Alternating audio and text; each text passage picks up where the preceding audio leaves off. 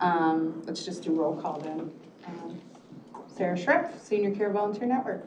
Kim Hankins, McHenry County College. Scott Hennings, McHenry County DOT. Jasmine Vega, McHenry County DOT.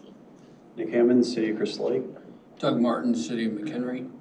Okay, and then audience members. I'm Kelly Schmidt, I'm the Director of the McHenry County Specialty Courts. Julio Leal, Mobility Outreach Coordinator for the RTA. Ed Gallagher, I'm the Community Relations Representative for PACE Suburban Bus. Hi, I'm Gary Scott. I'm the Senior Project Manager for McHenry County Services at PACE. And I'm Mary Donner. At large. At large, retired. Caitlin Doty with Community Relations. Thanks. And I'm Ryan Oates, I'm with the City of Crystal Lake. All right, can I get a motion to approve the minutes from our last meeting? There, so I can't do it. Have we, did you pass those out? Have I seen those yet? It's in the packet. Oh, I didn't get it back, okay. I'm not gonna make a motion because I haven't reviewed them. You can wait, I know Virginia, wait, I don't think Virginia, yeah, she was. They couldn't see who was there and who wasn't. You were there last time. I was. Yeah, I can make a motion to approve the minutes from August. Okay, great. Good. Can I second? Sure. Okay, I'll second. All in Any favor? public comment? Say all in favor. Oh, I'm sorry. Okay. All in favor, please. Aye. Aye. And then we're at a public comment. So is there anyone on the sheet or does it? I don't think we have a sheet, but we have Mary Donner here, who I think wanted to make public comment. You want to make public comment? I wrote down that I would, you asked me to. Is there really a sheet out there? Okay. Well, Mary, you go ahead first. I think you're the first one. So. No, I'm second. Go ahead. I'll bring it to you. Give it our. Just change this. Keep going to the wrong places, right in your chest. Good afternoon, my name's Mary Donner. I live at 2536 Verdi Street, Woodstock, next door, in Maples at the Sonatas. I used to be on this board. I am also the past chairman for the 2050 land use plan for McHenry County that includes transportation in a big way. That still is being looked over and will probably be going forward by February. So with any luck, we'll have everything that we've used. Now we have used, in our plan, we used everything from DOT's plan that we could possibly come up with being able to use. Because our vision is the 30,000 feet above for the next 25 years. So there are going to be things that you will read or see in it that seem to make no sense because, oh my God, we don't do that. Oh my goodness, we don't do that. Well, this is a vision of where we think we can go. You can get onto the website and read all 199 pages, but it's not difficult reading. It truly isn't. It gives you everything that you need to do.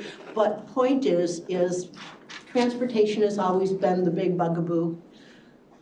PACE has done a wonderful job over the last 40 years.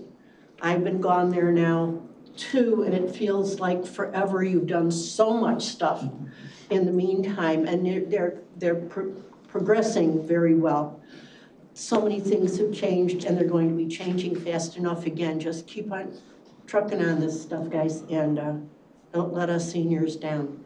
I do see MC Ride in our neighborhood, so their people are catching on. It just doesn't always the easiest thing for them to do, me included. I want to drive, but thank you so much and letting me have my 3.5% cents in. Okay, thank you. Thanks, Mary.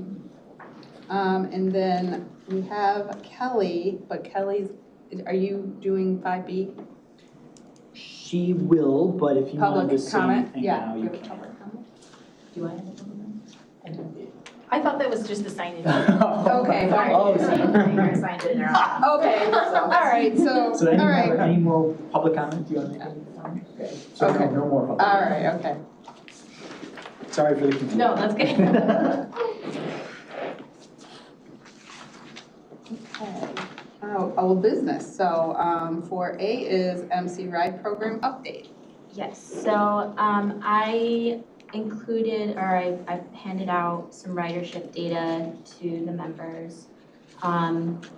Pretty standard of ridership from the previous 3 months. So we have August, September, and October. I did want to highlight ridership in Hebron if we have any of the folks over there watching the stream. So we just had a couple of questions about ridership over there. So that's included in the packet, and we've communicated those ridership numbers to them for the year of 2024 so far. And then we have the MCC ridership totals. That looks like it's about 1,408 trips provided for August, September, and October.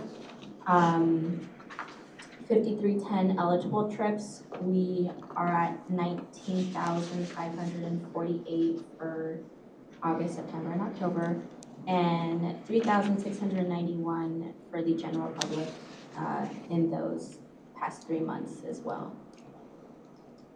A new item that we'll be including from here on out is our trips for MC Ride Connect. So as a reminder, MC Ride Connect is our user subsidy program modeled after PACE's RAP program, where eligible McHenry County residents can enroll and get a subsidized trip on Uber or U-Serve. So I did include the data that we have so far, and that is August 16th through the 30th. There was 279 trips provided for 102 enrolled riders. Although we started accepting enrollment forms in June, users weren't able to actually utilize that subsidy until August 16th. So it's just a couple of weeks of data, but when we meet again early next year, we'll have a lot more information on where we're at with those figures. Yes. So there's more trips than riders, so I assume the riders went more than one. Yes, Okay. so, yeah, Make sure I absolutely. understand. Okay. Yeah. So eligible riders are able to take 8 trips a day. I didn't calculate per person how many people are taking on average, but next time we meet, I'll have a lot more data for you all. Sounds good, thank you. And then I did want to share a map that we have put together. We had a staff member work on the places that our riders are going. We don't have to go too in depth, but I wanted to give you all a visual of this. Very cool. Okay, so we have a heat map and then a point destination map.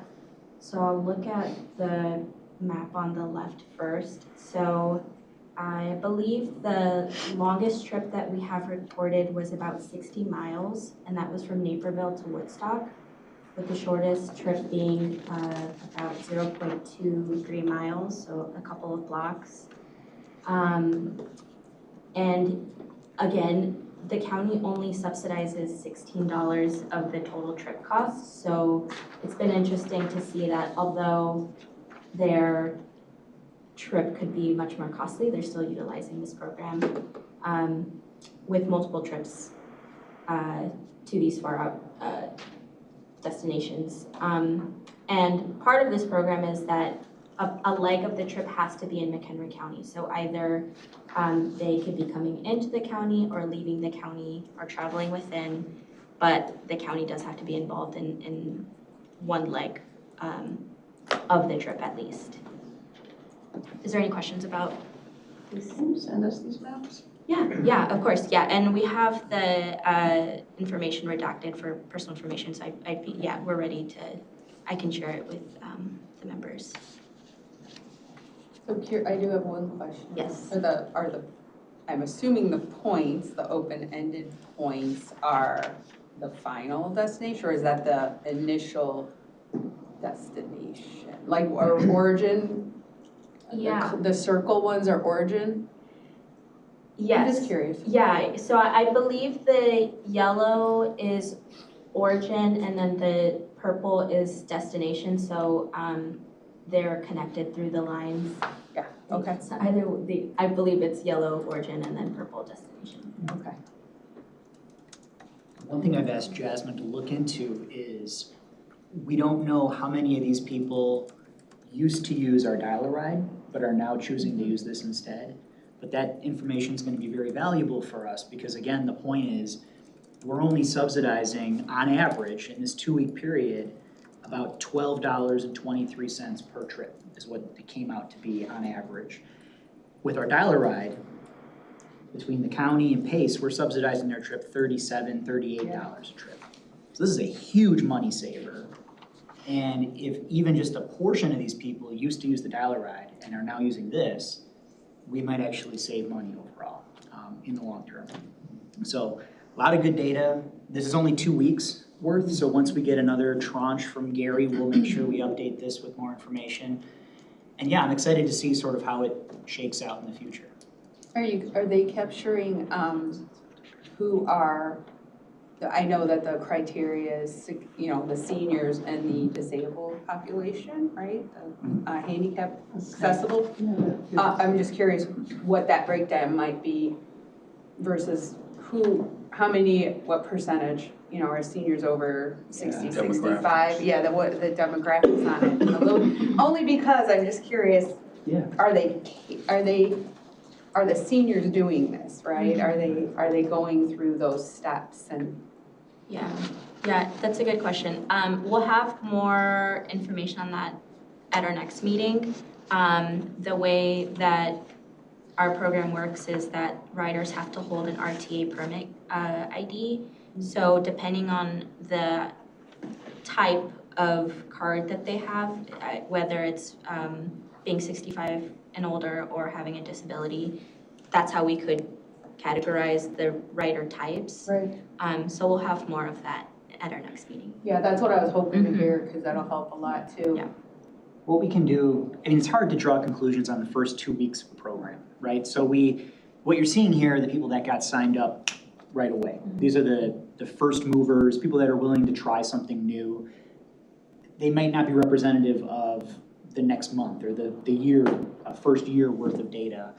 But definitely at the next meeting, we'll have more information to share. And even if we have the next month, we can put it in this system and maybe send out to the committee members an update within the next month or two with what we're seeing before the end of the year. But I think the most important, and something I didn't know what to expect, but I didn't realize how many people were gonna take this into the city or to the North Shore, down to Naperville. I mean, these are very, very expensive Uber trips. The trip to Naperville, I can't imagine how much that thing costs. Probably You have that 60. data? We don't have the data on the total trip cost. Uber keeps that private because that's proprietary, right? But what we can see is how much subsidy was applied, which was, in that case, the maximum, the $16. But what you're not seeing is how much the rider paid for, and I'm guessing that was probably a $50 rider trip too, on top of our $16 subsidy. It's a long distance. But, again, there's no other way to get down. If you don't drive, I guess you could take Metra into the city and take it out, but that's a 4-hour plus trip versus this is a 45-minute trip on Uber, right? So depending on your situation, your life situation, this may work better for you. And if you have the money to afford it, I think actually in the data that I provide to the county, it does have the total trip cost of how much it costs the rider. Does it? I didn't see that. Maybe I just didn't see it because I'm not that observant, but. But I can also look into that more. It may not be, but I'll look into it. The reason I didn't think it did, I speculated, was because Uber doesn't want to share how much they're charging people based on where they're traveling, right? And a lot of it depends too on surge pricing and surcharges and tips and all that other stuff. We don't see any, as far as I know, we don't see any of that. All we see is our share of the trip cost. And to be clear, this is a program that's 100% funded by the county. There's no PACE subsidy going to this. This is just a county DOT program. giving this benefit to your residents around the county. And we have had some questions about whether or not the program extends over state borders. I didn't expect so many questions about that. And so we can see that there's a couple right outside of it, but there've been several people who have asked whether or not they could get to Lake Geneva, anywhere north of the county. And obviously, the subsidy wouldn't apply to those trips, but they could potentially stop their ride right before the border and then continue on, but just interesting. I've had a lot of conversations with folks up in Hebron, trustees up there. They're really excited about this, but they said, listen, our residents, they never go south. Yep. They do everything. They shop, they work, they play up in Lake Geneva. And they associate more with Wisconsin than they do Illinois.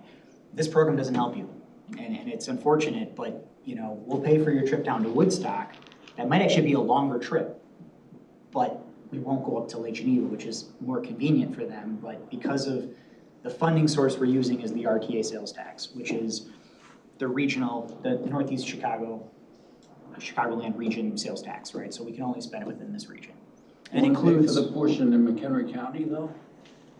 We were instructed by people that know more about this than I do that to be safe, if one leg of their trip is outside the region, we're not allowed to pay for it. Okay. Yeah. And so we're just gonna live with that and hope that there's other options for people that do need to go north or west, because a lot of folks need to go into Boone County, but they can't under this program either. They can't go to Rockford. I'm sure if we allowed trips to Rockford, you would see Rockford as a major destination for people in Marengo and Harvard, but because we don't let people go there, you're not gonna see any trips there. Yeah. Are most of these round trip? I would bet so. We have the data. I don't know if it's easy to tell on this map or not, because it might be covering trips up, like it might be overlaying on top. But I would assume that a lot of these trips are, you took an Uber someplace and then you took it, it's the same thing home. Because that's typically what we see on our dial ride, our MC ride program. But overall, again, I can't underestimate how excited I am for this. And the first little bit of data is very encouraging that what we hoped was gonna happen is happening. We're giving people another transportation option at a very low cost. $12 a trip, you can't beat that. I mean, that is, dirt cheap compared to some of the other options that are out there. So it's a good thing. And then as of today, I believe we have about 135 individuals enrolled in the program. If anyone is denied from the program, they're sent an email, and that's typically because they don't have an RTA card, permanent ID. It might be expired, or they're not a county resident. So if it's a fixable error, like they don't have a RTA permit yet, then they're sent information and resources on how to apply or where to apply if they need to do it in person. So it's been a great opportunity to talk to a lot of our riders in the county. And then we just had a training last Thursday in Crystal Lake for agencies who work with a lot of clients who might be eligible for the program. So that went really well. We had a good turnout. We were able to share a lot of resources and go through the enrollment process. And we had RTA there who provided a lot of information on how to get their permit IDs. So that went well. And if there's any other advocates was there and was Yes. really, really happy and brought me back a pile of information. So yeah, thank you for doing that, because I think that was really helpful to be able to send some other people from MCC. Mhm. I wasn't able to go, but I've been on calls and kind of I got a grasp, right? But one of the things our transportation coordinator came back with, and I thought this was maybe a good idea, is a day or an afternoon, somewhere where we could almost have an open enrollment event. where RTA might be there to be able to help people register, understand the program, have MC Connect there. Because, you know, initially we could help maybe get some people back to that.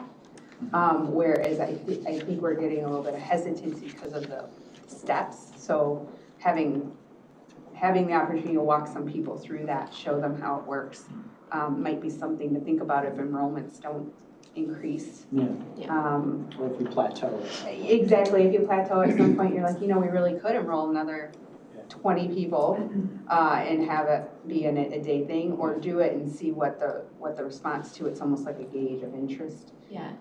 But that was just one of the things she came back with. She goes, you know, our people, you know, our riders may not be willing or able or, you know, wanting to. But if it's an event and it actually gets them out, some of them look at that as kind of a social event. So it might be worth trying down the road. Yeah, I agree, thank you. I think the most lengthy part of this process is applying for their RTA permit card, and those aren't issued. I mean, you have to be ready with documents and everything, so that's kind of been the challenge in this is all the county does is collect personal information in order to enroll them with Uber. And then I think the most lengthy part is introducing them to RTA, what that card is, how to qualify, apply, and then actually getting that ID in the mail. But I think there's a way to make that into a helpful event where we can enroll people in person. That would be a good location. Yeah. Well, and one thing we are doing at the college, hopefully the RTA will be there, is the people in need forum. And that's a full day, we'll be there with staff, RTA staff is usually there, pay staff is there. We can have that as an opportunity to really tout this program and give people. Yeah, that would be a really good idea. Can I chime in as RTA really quick? I'll give a few of my card. Right now, Bianca, who was a mobility outreach coordinator for McHenry and Lake, is no longer with the RTA, so we would have to find somebody to cover that, and I can bring that to the attention of my supervisor and see if it's not myself, some of the other mobility outreach coordinators who try to work with you and get that done as well. Yeah, it was the only feedback that we've gotten is that we don't have a lot of people that we serve anyway that have working emails. Oh yeah. No, I don't have one, or it's full, or I don't check it, or anyway. So that's one barrier. The other one is they don't know how to upload documents. So, you know, having some help with that, I think would go a long way. And then utilizing applications, even finding them and how to get them on their phone. It's not always easy. And then the last one was the adult children of the actual seniors. Are they able to help navigate that and order rides, if you will, for their parents? And that was another couple of questions we've got recently when we brought up the possibility of the program for people who can't maybe navigate the program but have someone to help them. So that was just another additional piece of feedback. And I will tell you that with the either parents who are doing this enrollment process for their children or adult children who might have a disability, as long as they have an Uber account with the enrollee's name on it, they could use that app on their phone to book trips for them. They just need to have their name or email attached to that account. Otherwise, Uber will likely not issue the subsidy to them. Well, that makes sense, but that's good to know. Yeah, but I going back to one thing you said earlier was the timeline of getting registered. It is frustrating for people because even if Jasmine is in the room, RTA is in the room, we can educate people about how to get signed up. If they don't have the RTA card in hand, they can't do the rest of the registration process. So I wish maybe that's something Jasmine and I can think about, is a way for them to register with us, and we could help them get set up on their Uber app and get registered with the county, but leave the RTA permit number blank. And that way they could then try to, sign up for an RTA card, even though it takes a few weeks to get delivered. When that does get delivered, then all we have to do is just input that card number, and then they're good to go. Versus like waiting for the card and then going to Jasmine to get the whole thing started on our end. Yeah. So it's like, the timeline is what the timeline is, but it is kind of frustrating for people, I think, who are new to this. But that's why we always tell people, the first thing we tell them is, if you aren't already registered with the RTA, go get a card. That's step one. And that takes care of 90% of the headache. Does it have the time of day that they travel? It does. You're right, Gary, there's dates and times associated with this. Right, yep. So we didn't time, include that. drop-off times. Yeah, we didn't include that on the map, but we have all that data in the back end. Okay. I don't think we looked at whether there's any trends or anything, but that's something we can digest when we get back to the office. You guys excited? I mean, I think this is pretty cool, right? I mean, we're the only county doing something like this. It's sort of, we're treading new water here, and I think we're gonna learn a lot as we go here on this. You always have been, from day one. But that's thanks to this committee. I mean, this committee really pushed us to think outside the box, not only with this program, with our dial ride too. I mean, we're kind of groundbreakers with that as well. There is the Ride You Page access program, which is similar to this program, but it is a little bit different. So It's more limited, right, in Yeah. terms of where you can travel and I think so. yeah, there's limitations that we don't have, I think, on that. Yeah, and you were the first to officially sign up. Yes, thank you. I just have one more question, actually. So, are there any of these rides that had handicap accessible vans available when they were ordered, or has that ever been requested? I don't know if the data shows what type of vehicle they requested. And I ask that only because I know with, again, our program and our volunteers driving their own vehicles, there are a lot of restrictions placed on what driver can take someone based on the care recipient's request for a certain kind of car. But, no high step, no low step. They need the best car in the world is a Outback. It is the perfect height for anybody. That's what I found out, if anybody is wondering. But, and I'm just wondering if that's caused any barriers, like the car gets there and they're like, I can't get in, or something along those lines. I'd be curious if anything like that is happening. But it's just a curiosity more than anything, because it is something, and we've had drivers show up, it's like, yeah, I can't get in that car. Gary, jump in if I'm saying something I shouldn't, but I know we talked about this when we set up this program between Pace and the county, that there was a desire to have wheelchair accessible vehicles operating. But I think that was something that we were gonna try to phase in over time as Uber drivers acquired more wheelchair accessible vehicles. So I think there is some language in the agreement we have with Pace saying that is a goal, that we'd like to have a certain number of these operating, but I don't think our data showed any wheelchair accessible trips provided in this first 2 weeks. But we always say, I mean, the reason we have not changed the MC Ride program one bit. It's still there for people that need wheelchair assistance. This program is just another option for folks that choose to use it, right? It's not an either or, it's sort of a both kind of thing. I think there's an additional fee for a vehicle, a wheelchair accessible vehicle, and so that has to be accounted for when the bill is paid. We should have the amount of cost that a trip costs, the total cost, so I can look into that further when I get back to the office too. And one thing to mention there, and I'm glad Gary reminded me, there is, if you need a wheelchair vehicle, there is a much higher fee associated with that for the rider, right? Yeah. So the county subsidy doesn't change based on the type of vehicle. We're still capped out at $16. But if you're somebody that needs that wheelchair vehicle, you can expect your cost is gonna be much higher than somebody who doesn't need that. And I would suspect, because there's probably a limited number of these wheelchair vehicles, you might have to wait a while before one comes and picks you up. Unlike these trips that were probably there within 5-10 minutes. Right, So right. it kind of is that's the issue we're running into at Yeah, this point. I mean, anyone who wants a premium Uber, they have to wait, right? So, Yeah, but again, we're excited. 2 weeks of data does not mean a trend, but I think it's kind of a good first sign.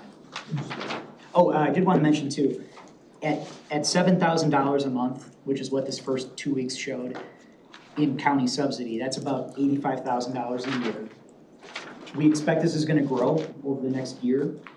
So we actually have on the county board agenda for this month an appropriation of $420,000 for FY25. So we think 420 should be more than enough to get us through next year. If it's not, that means the program just is successful and we might have to think about appropriating more. But just so everybody knows, we have this on the agenda for next week's committee meeting, so, yeah. Scott, you said 420,000? 420, yeah, for the MC Ride Connect appropriation.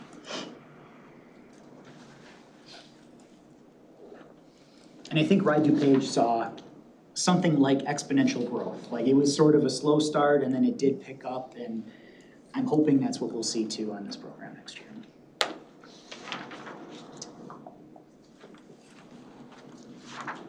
Okay, anything else on that? We also have our MC Ride appropriation on the agenda for 2025, which I know we didn't really get into much, but $2.5 million, I think, is the county's share of 25's dial ride program, matched by another 2.5 from PACE. So it's about a $5 million program next year. May not spend all of that, but that's what we have available to spend down as far as operating fund goes.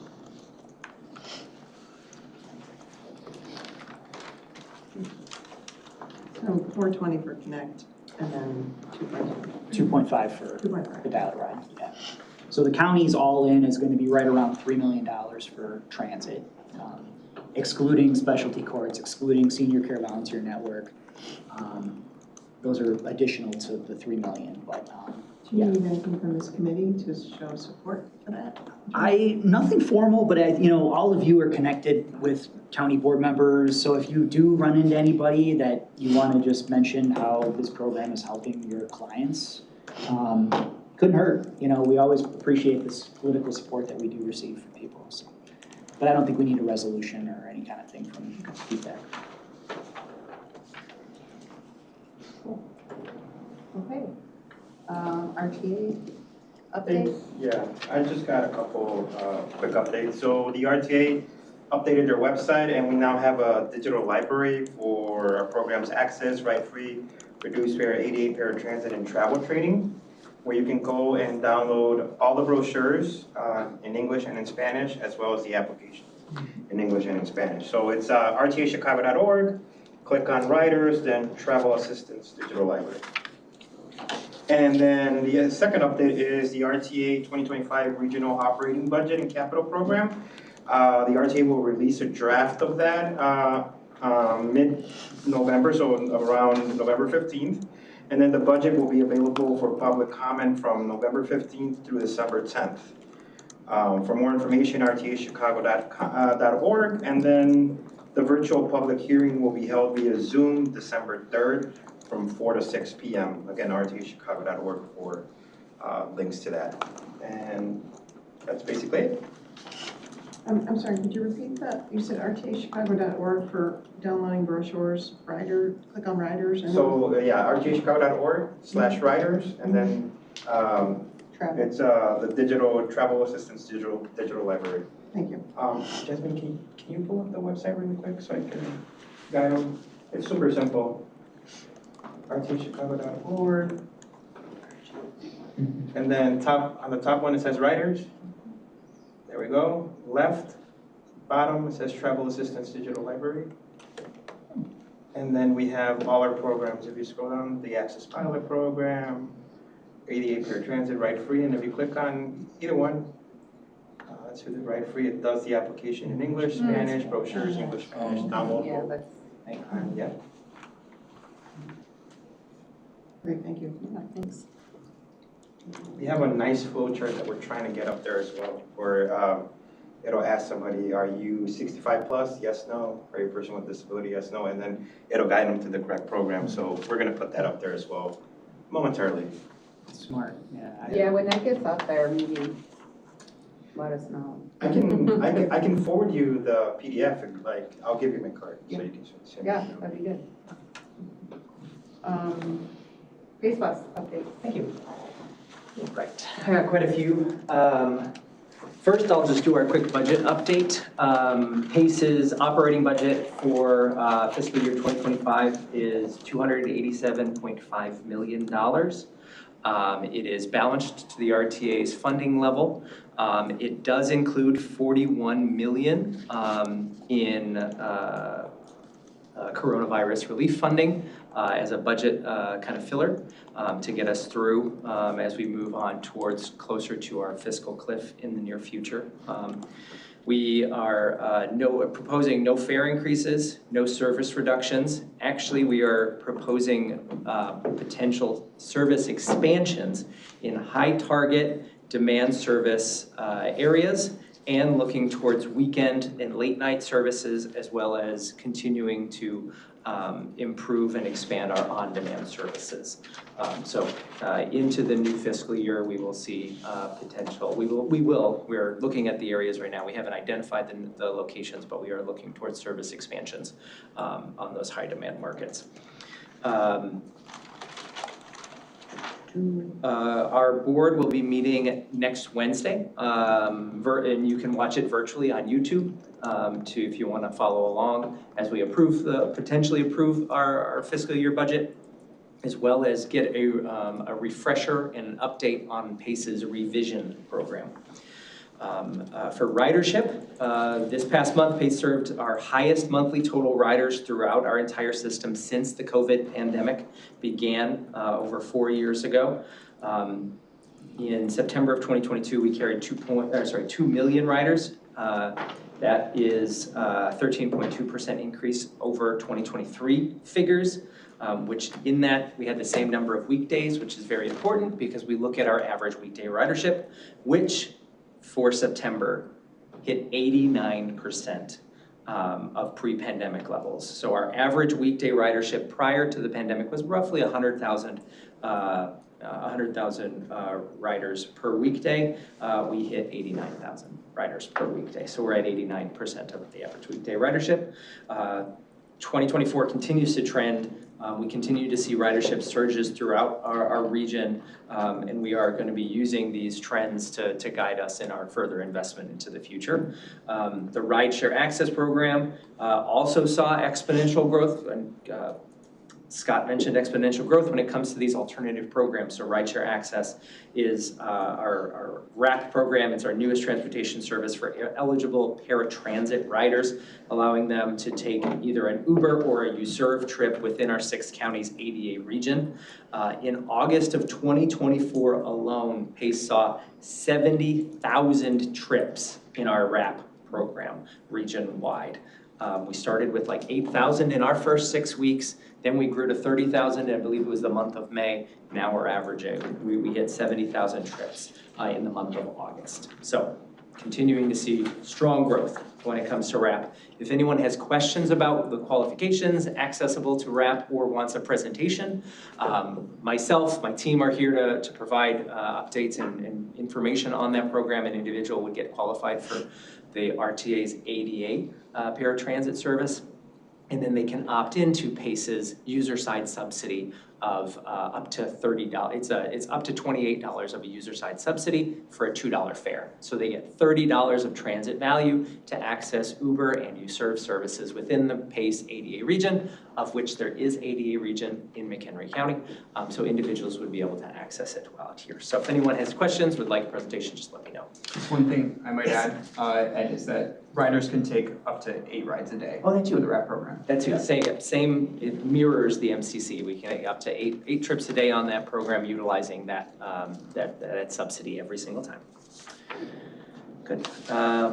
I mentioned at the last meeting, we now have Metra prepayment. So if anyone wants a refresher or wants our PDF documentation on how to sign up to get your prepayment for MC Ride, you can now link your Metra card, which added benefit to going through the RTA's process. When you get the reduced ride, when you get the free ride, when you get the ADA card, those are all Metra cards that you can then utilize as a cash-free payment now option on our services. So you can use that you can use it like a gift card is the nomenclature I use, but it's a payment process system where you put money on it and then you can pay for your transit trip. You can now prepay for MC Ride. So individuals don't have to have cash if they have money on their Venture card that is linked to their account.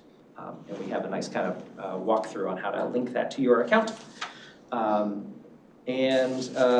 last thing is the revision. So PACE, I gave a full kind of explanation for PACE's revision program at our last meeting. The refresher, the kind of update I just want to share is PACE's board, our Joint Infrastructure Committee met on the 29th of October for a complete update and an unveiling of concept maps.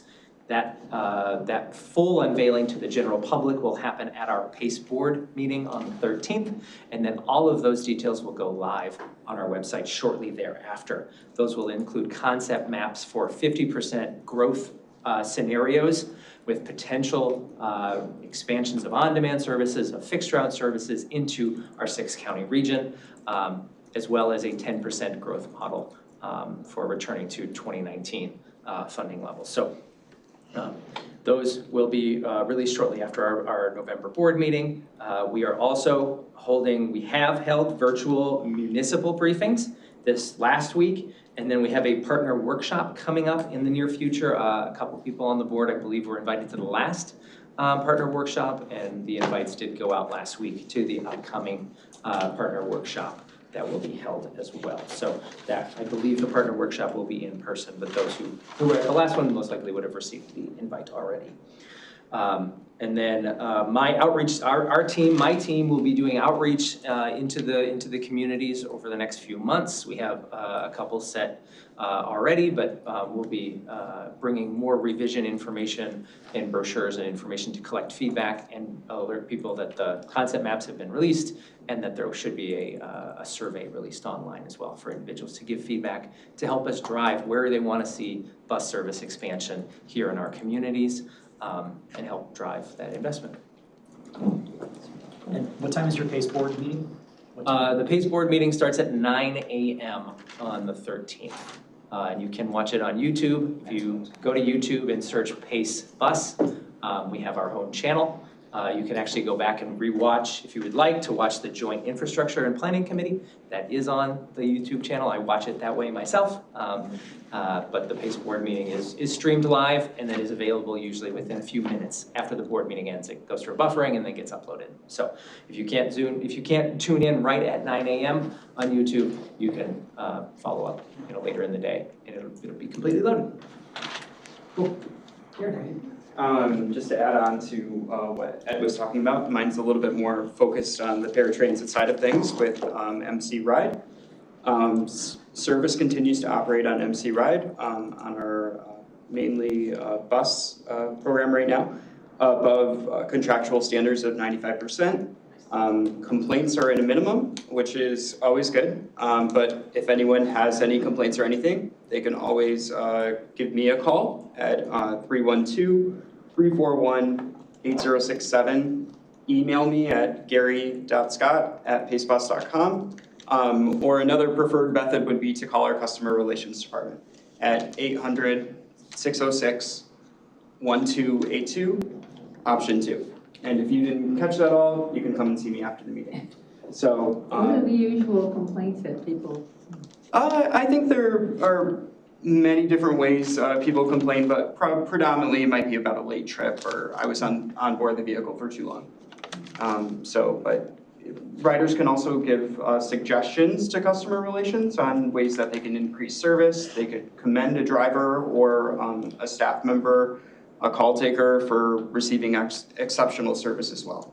So it doesn't just have to be a complaint. It can be something good.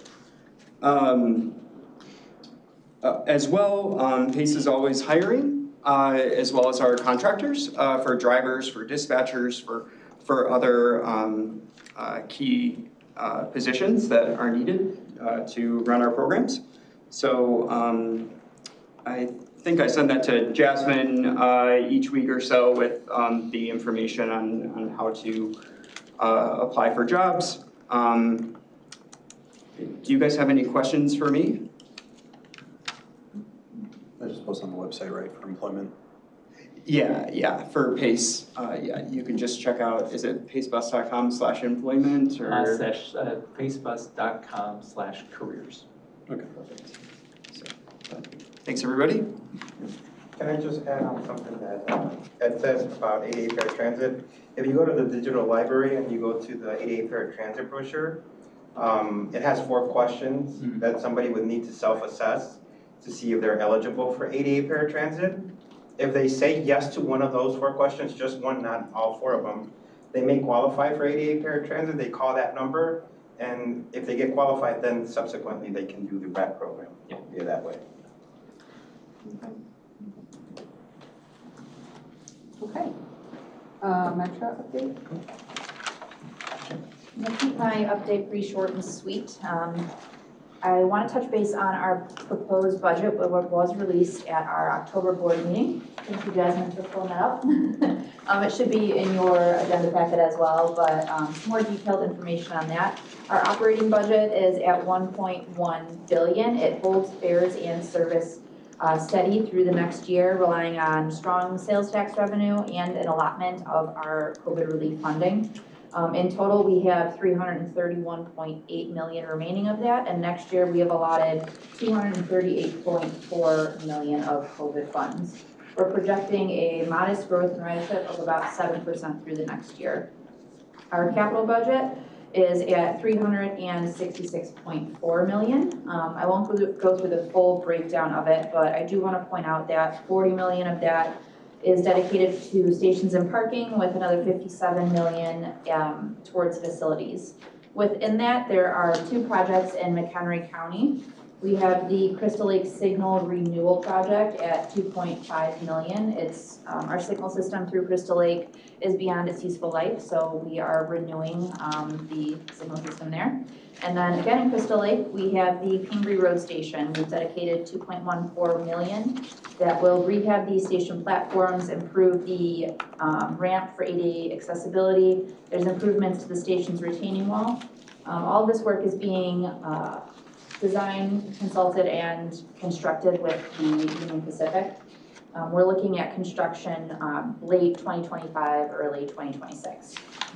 Also wanted to mention that tonight we're holding our public hearing on the budget in Crystal Lake. Thank you, Nick, for coordinating that. It's from 4 to 6 tonight at the Crystal Lake City Hall if you want to stop by and comment on our budget. If you don't want to stop by and you still want to comment, we do have an email address set up, which is 2025 budgetcomments@metror.com. Otherwise, we have a telephone number. You can call in, leave a voicemail, or you can send snail mail to our headquarters downtown. Perfect, thank you. Thank you. Okay, so new business. We're looking at meeting dates for next year. Jasmine, it says approval, but Scott said it was really more of an informational. Unless anyone has any conflicts with the proposed dates. It's pretty standard, the first Thursday Right. of those months, Yeah. quarterly. Good discussion on it or anything? I mean, I'm good with it, right? Okay, he didn't say we had to actually make a motion or anything, so when he comes back, we have to go back to that. And then now we have Kelly with a specialty course update. Hello everyone, I brought some information for you just to update you on the riders and the route and kind of where we're going. So the ride to recovery hasn't been quite as successful as I had hoped, but we keep trying to update the route to meet riders' needs. Warp Core, I don't know if you're familiar with them, they've asked us to arrange the route so that people can get to community days at Willow Creek and Crystal Lake. So we did that. So far we haven't had anybody pick it up to go, but maybe when it starts getting cold, they will. I also had a request from Live for Lolly, who's also in the community. They wanted to use our bus schedule for getting people to activities. So I kind of put them on hold because I wasn't sure where we were headed with fiscal year 25. But it sounds like we're gonna go ahead and keep the route and try and do a survey to see how we can meet the riders' needs better. And if you guys have any questions, comments of how we can improve, transportation really isn't my forte, so, and it's kind of hard because we only have one bus for a pretty big area to cover, and that was one of the complaints that people were on the bus for a long time. And most people use it to get from the community to the courthouse and back out, which was the idea. And interestingly enough, about half the riders are people who are not part of the specialty courts. So we are meeting the needs of people in the community who don't have money to get around. The bus is free for anybody to ride. We're excited about MC Ride Connect because we've set, most of our clients are eligible for that. So I'm hoping that will also, bridge the gap of transportation, but people still struggle. And when I was talking to Jasmine and Scott, I was like, I'm not sure how I can reach the people that aren't part of the specialty courts to get their feedback on it. But I was thinking on the bus, I could put a QR code where they could take a survey. So that might help see how we can meet their needs better. But this is where we're at with the riders. Kelly, can you talk a little bit more about how non-specialty court riders hear about this program and? Yeah, so there's flyers around town. We have them at Rosecrans, we have them at the Mental Health Board. Sometimes they're up at the train station. It's really word of mouth, Warp Core. So it's, the specialty courts are part of the Mental Health Board Network Council. So anybody that's at that table would be aware of and have access to the schedule. So that's how we spread the word about it. Are these weekdays only? Yes, Monday through Friday, and we do not run on federal holidays. Are there, maybe Pace can answer this question, are there buses that stop at the courthouse? I'm just wondering about connections. So like if you go into the courthouse and you need to do something else, is there like a regular bus route that stops at the courthouse? Okay. Yeah. Our 807 route works between the Woodstock Metro Station and the McHenry Metro Station, but both that 807 route connects to the 808, which goes from Crystal Lake to Harvard, and the 806, which goes from Crystal Lake to Fox Lake. So 807 is kind of that connection. The downside, unfortunate to the 800 series routes, they don't have midday service. So they're what we consider a limited fixed route service. So they run a few trips in the morning and a few trips in the mid-afternoon. But those are posted schedules, general public service. And they have, the 807 actually stops right outside of this building. There's a nice little shelter that it services, and it services the front doors to the courthouse. So there's lots of connection possibilities. Yeah, the problem was, which we do utilize Pace still, they would get here in the morning and then they'd have to sit all day, and there's nothing around here. So they were just sitting, which we can accommodate our clients in our office. They can hang out, but then they don't have food, and we would just run into all sorts of problems. So we were just trying to, break down that barrier for them. No, it's great. I was just thinking in terms of like additional trips, so they come to the courthouse and then they could do some other stuff. Yeah, for sure. And we do encourage our clients, we teach them about the dial-a-ride. That doesn't work for the random drug screens though. So this was another resource that they could have that would meet that need. So we do encourage them to use whatever transportation is available in the county. No, and MC Connect would work Yes. well with the random drug test too. Yes, that we have tried to set up almost all of our clients on that are eligible. So we were excited about that. Yeah, that's good. And this is the flyer that you hang in the other places. And Scott also brought up, I reached out to them, I forget what it's called, the mapping department, to see if they could actually show the route so people might understand it better instead of looking at the schedule. So they're gonna make us a map to put on there so that they can see where the bus actually goes. Yeah, so. I like that you have the Marengo McDonald's on there. Yeah, that's hey, everybody's relocated. Yeah, it is. Yeah, it is. It's like right in the middle of town. Makes so much sense. It's just, it made me laugh, because I'm like, everyone's gotta eat too. Great, thanks. You should get a donation from McDonald's for that. Free coffee. It's not a bad idea. Coffee tokens, yeah. Overall coffee. Okay, and then, Caitlin left, but we already got her update from Metra. Yeah, Right, it's just so we're good there. informational. Okay, and then our next, I'm assuming, our next meeting date is scheduled for February 6th. And I guess I ask for a motion to adjourn the meeting unless there's something else. No? So moved. Okay, Doug's got a second. All those in favor, I guess I gotta ask, right? All right, perfect. Thank you, everybody. Thank you. Thank you. Jasmine, kind of mentioned Tom couldn't make it, so we're like, we need the vice chair to step up. All right, perfect, thank you. Thank you. It just, Oh, that's cool, you got your braille on the back. Yes. That's very clever. I like that. Yeah. Huh. Yeah. It is a great idea. Right.